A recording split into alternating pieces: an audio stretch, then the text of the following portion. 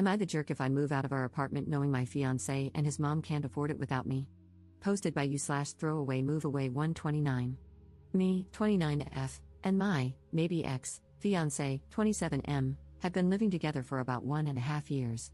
My fiancé got his undergraduate degree, worked for a couple of years, and then decided to get an MBA, which is how he ended up in our city. We moved in together after he finished his MBA program. My fiancé is from the Midwest, and his mom has always wanted him to move back. When he told her he was staying here, she was heartbroken. I went to college and got my degree in a STEM field. After I graduated, I got a job with my current company and moved to the city where we currently live. It's a big international company with multiple locations in the US and abroad. I love my job, I like the company I work for, and the pay is pretty good. All in all, a pretty good deal. During COVID, my office shut down, and we all went remote. After COVID, they decided not to reopen this office, so I've been 100% work from home since early 2020. I currently make considerably more than him, mainly because I've been working for 7 years and I'm in tech. I had been living by myself in a 1-bedroom apartment and had my office set up in the living room since it was just me. When we moved in together, we decided to get a 2-bedroom apartment so I could use the extra room as an office. Because of this, I was paying 2/3 of the rent, and he paid 1/3. We split everything else 50-50. The problem started this past May. My fiancé's mom told him she wanted to move to our city to be closer to him. She asked if she could stay with us while she looked for a job and got settled. She's a teacher, so she figured she'd be able to get a teaching job pretty quickly. Because of that, I didn't really mind her staying with us, as I figured it would just be for a couple of months over the summer. Since I thought it would only be for a short time, I moved my office into a corner of our bedroom, and my fiancé bought a bed to put in the second bedroom. The problem is she never applied for any teaching positions and has been living with us for 6 months now. She and I have really been struggling with each other since she moved in. I can't make her understand that I work full-time. She constantly interrupts me while I'm working, which is bad enough, but she even interrupts when I'm on Teams calls. She always asks me to take her places because she doesn't like to drive in our city. She has pretty outdated views on gender roles and constantly gives me a hard time for not doing more around the house and for making my fiancé help with chores, do his own laundry, etc. The constant criticism and insults are really wearing me down. And I hate having my office shoved in a corner of the bedroom. Back in September, I told my fiancé that since it looks like his mom is going to stay a while, we should split the rent 3 ways. He told me she can't afford that since she has to conserve money until she gets a job. I told him I wasn't happy paying extra for a bedroom I can't use, so he finally agreed to a 50-50 split. I can afford to pay the extra, but I hate the idea of funding her lifestyle. Every time I complain about her or the situation, he says he agrees but doesn't know what to do because he can't kick out his mom. And he won't talk to her about the way she treats me or how she behaves. When I ask what the long-term plan is, he just says he doesn't know. I've thought about giving him an ultimatum to tell her she has to leave, but I think he'd just end up resenting me for essentially putting his mom on the street. One of my girlfriends is losing her roommate at the end of February. Our lease renews on June 1st. I'm very strongly considering moving out of our current apartment and moving in with her. I can afford to pay my part of the rent on our current apartment, and also half the rent at my friend's apartment. It's not ideal, but I'm not a big spender, so it's doable. The issue is, if he and his mom aren't able to pay 1/3 of the rent each, there's no way they could cover the whole thing on their own. But I can't live like this anymore, so I'm pretty sure this is what I'll do. I just wanted to see if people thought I'd be the jerk for leaving them like this. Update 5 days later. I posted here last week about the situation I'm in, living with my soon-to-be ex-fiancé and his mom. I started off trying to reply to everyone's comments and keep up, but honestly, I just got completely overwhelmed with all the responses. First off, I want to thank everyone for their feedback and comments, even the ones that were kind of harsh. Actually, probably especially the ones that were kind of harsh. I really needed some tough love to make me realize that I was letting my soon-to-be ex-fiancé and his mom take advantage of me. The more comments I read, the more pissed off I got. Honestly, I think I'm more pissed at myself for allowing this to happen and not advocating for myself more. This past weekend, I got my soon-to-be ex-fiancé alone so we could talk, which was actually harder than it should have been because his mom always tries to tag along when we do anything. Going through all the comments everyone left and the PMs people sent really helped me decide how to approach this. It also brought up a lot of good questions I should have thought of myself. Back to the discussion with my ex, I wanted to give him one more chance to pick us over his mom, not because I thought he would, but because I just wanted to be able to tell myself I gave him the opportunity. I explained again how unhappy I am with the situation, how it's affecting my work because of her constant interruptions, and how uncomfortable and unhappy I am being forced to work out of a corner in our bedroom. I reminded him that until a few months ago, I was paying the majority of the rent, and since I make so much more than him, it's really my salary that keeps us all afloat. I also brought up, again, the way she treats me and talks to me. And he replied the same way he always has. He agrees it's not right how she acts and that it's really uncomfortable for all of us. WTF, I don't care if she's uncomfortable. Previously, I would have dropped it there. But this time, I told him how angry and disappointed I was that he let me pay for 2/3 of the rent when she first moved in and how unfair it is that I'm still paying for half when there are 3 people living there and she is the only one with her own bedroom. His response was the same: she has to conserve money since she doesn't have any income currently. Which brought up the question, where did all her money go when she moved? What money does she use for incidentals? Evidently, when she got divorced, she asked for the divorce after my ex went off to college. It doesn't sound like her husband/ex's dad wanted the divorce. His dad bought her out of the equity in their house. My ex had no idea how much that was or how much is left. But until she moved here, she was working full-time as a teacher and living in a small apartment, so she shouldn't have had to tap into the divorce settlement money much. Other than that, my ex didn't have much insight into her finances beyond what she told him, that she has to conserve money. I told him straight up that I'm moving out before the end of the month.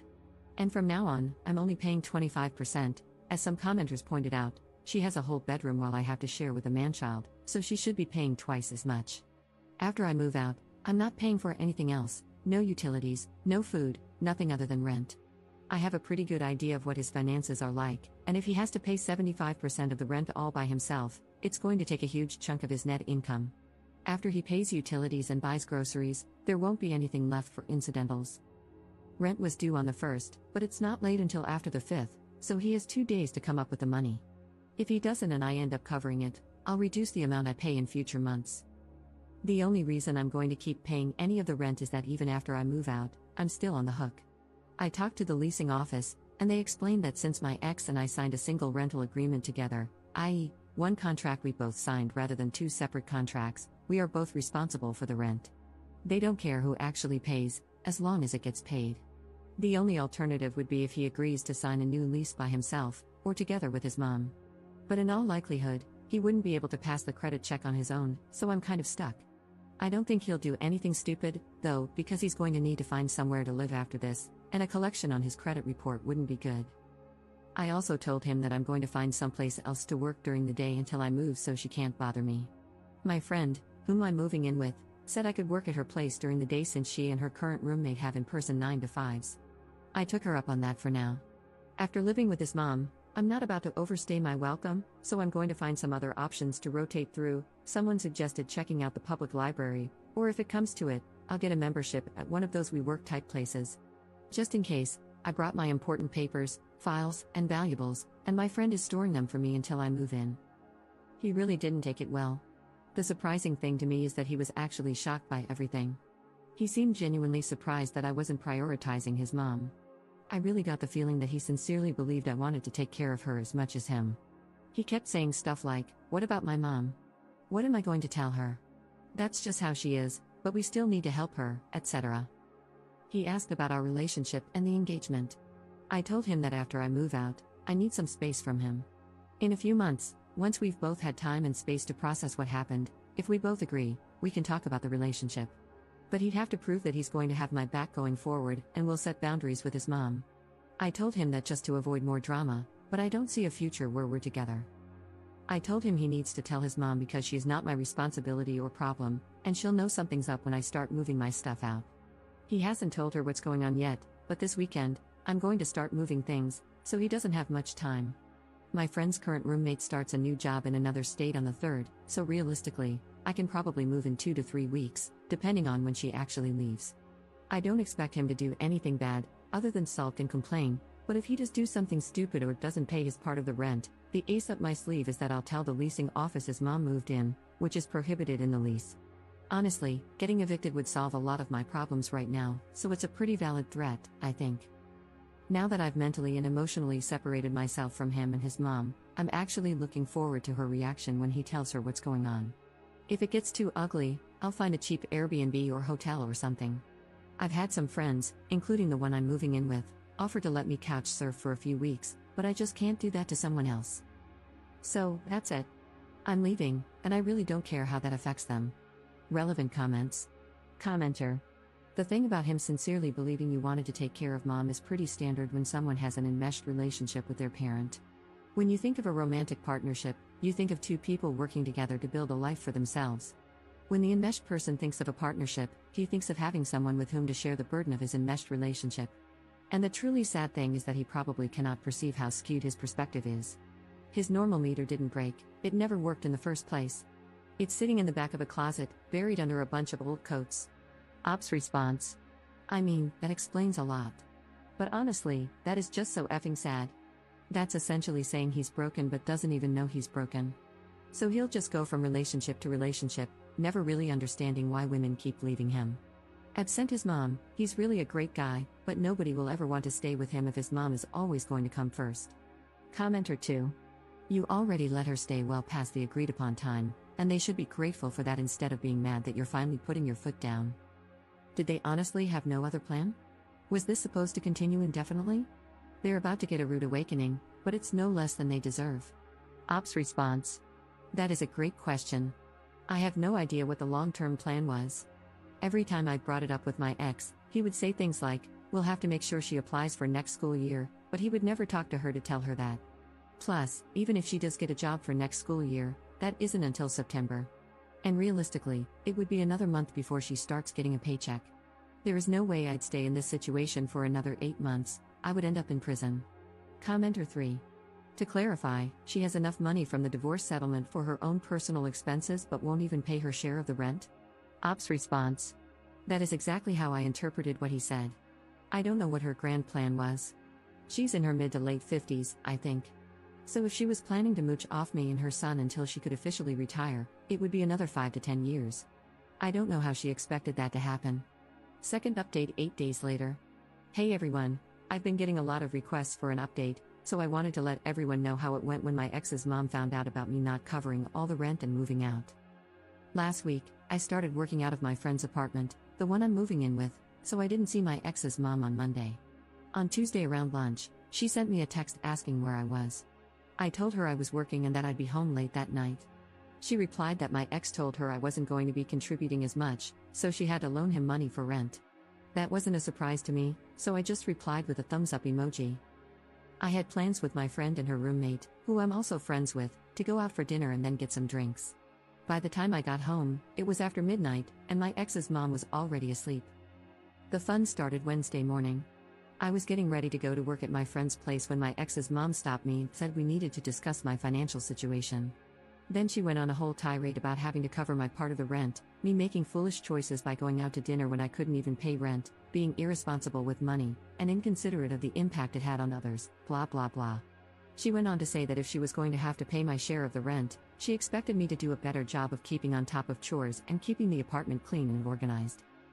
I told her I was moving out, since obviously my ex hadn't told her yet. She seemed, I don't know, pleased with herself.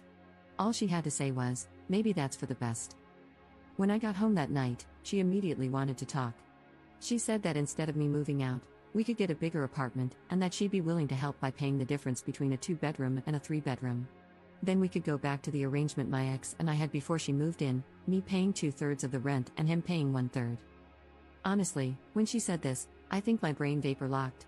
She was making it sound like she was doing us a favor by offering to pay the increase in rent. Apparently, this manchild, who tells his mom literally every single thing about our lives and relationship, hadn't bothered to tell her how much I was actually contributing. It seems like once she discovered my ex wasn't paying for everything like she thought, she wasn't as excited about me moving out. I tried to be polite and told her I had already given notice to our apartment complex that I was moving out at the end of the month and had already committed to moving in with my friend. She kept pushing the issue, saying that if she was willing to pay the difference, I should just stay because that would really be best for everyone. By then, I was getting annoyed and told her that because of the way she had been acting and treating me, I had no interest in living with her anymore. That's when she hit me with the best line of this whole dumpster fire. She said she was worried I was taking advantage of her son and that if we had told her about our financial arrangement, she would have been more understanding of why I wasn't keeping up with the apartment. I told her maybe a good lesson from this is to try being nice to everyone in the future, not just the people you think can help you. and I asked her why she didn't help out more, since she wasn't doing anything productive all day. She did not like either of those comments, and things got pretty hostile, with both of us yelling at each other. And to be fair, we both said some pretty awful things to each other. Finally, I told her I was going to inform the rental office that she had been living there against the lease agreement, because getting evicted would be worth it to see her living on the street. Then I grabbed my laptop and went to my friend's place. I didn't even bother packing an overnight bag. The next afternoon, Thursday, my ex texted me and said he had added his mom to the lease, effective the first of the month, and that she and his dad, I have no idea how that poor man got roped into this, would pay half the rent, while my ex would pay the other half. I confirmed with the property manager that I was off the lease and had no further obligation. I got it in an email, so I have a record. I put in disconnect orders for the utilities under my name and told him to call and set up accounts under his name. I'm going to lose the damage deposit. It goes to whoever is living there when the lease ends, but it's a small price to pay to be free. On the way home, I stopped and got a bunch of boxes to pack my stuff. She was pretty hostile when I got home, and when she saw how much I was taking, she got worse. I ended up taking Friday off to finish packing, and on Saturday, I got some friends to help me move my stuff to my new place. I'm going to pay my friends some rent for the next 2 weeks until their current roommate moves out. They didn't want me to, but I'm not going to stay in someone's home and not contribute. If nothing else, living with my ex and his mom taught me that.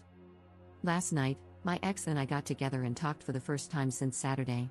He said his mom is staying until June when the lease is up, and then she's moving back to their hometown. According to him, she just really didn't like living here, and that's why she didn't try to find a job. Then he asked how long of a break I thought we should take. A few commenters gave me a hard time for stringing him along, so I was brutally honest and told him I could not be with someone who allowed others to treat me the way he allowed his mom to treat me, and that I hoped he learned to stand on his own and establish some boundaries. He looked like he was going to cry and just got up and left. As far as I'm concerned, this whole thing is over and done. I'm going to call it a learning experience and be glad I found out how awful my ex's mom is before we got married. The thing that amazes me is the amount of damage this woman leaves in her wake and how utterly oblivious she is. She destroyed our engagement and relationship, is leaving my ex in a much worse financial situation, and pushed back her ex-husband's retirement, by who knows how many years, since he now likely has to pay off the mortgage, or second mortgage, he had to get to pay her half of the equity.